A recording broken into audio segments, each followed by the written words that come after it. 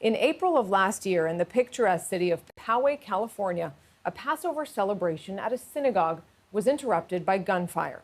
A 20-year-old man with a rifle in hand and a hate-filled manifesto online murdered a woman and injured 3 more. Jonathan Morales was there, a Border Patrol agent and also a congregant. He joins us now from Poway. Jonathan, thanks so much for being with us. And to start us off, can you tell us a little bit of how you recall that day through your eyes?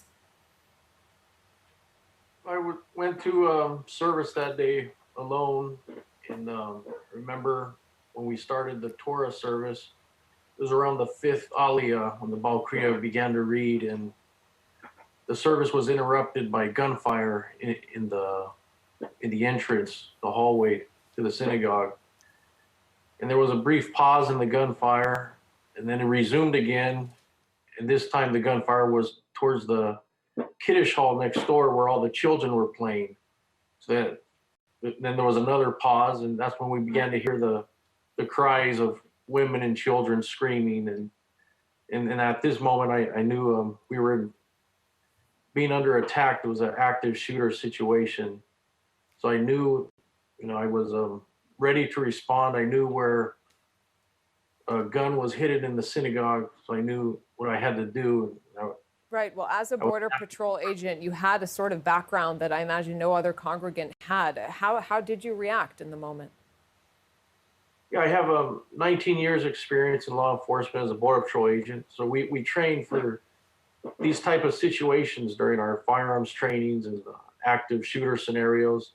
So everything that was going on, my training just immediately kicked in, and I already knew what I had to do was, my focus was just to find him and eliminate the threat. Before this happened, did you have any sense that this was something that could happen in your own community, or was it something that you maybe saw on TV, something that seemed a little farther off?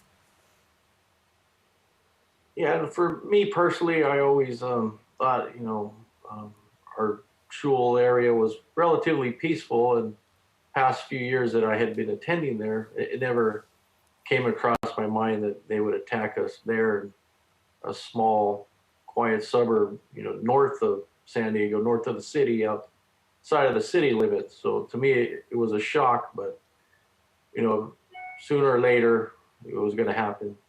Right. That's, a sad testament to reality to say sooner or later it was going to happen. I imagine that's how a lot of Jews feel around the world.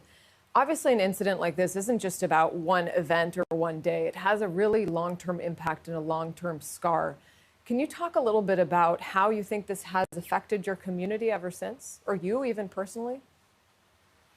Yeah, as far as the community, yeah, even though it's been over a year and a half, but people are still, shaken, hurt, upset over the loss of life and injuries that we all sustained, either physically, emotionally.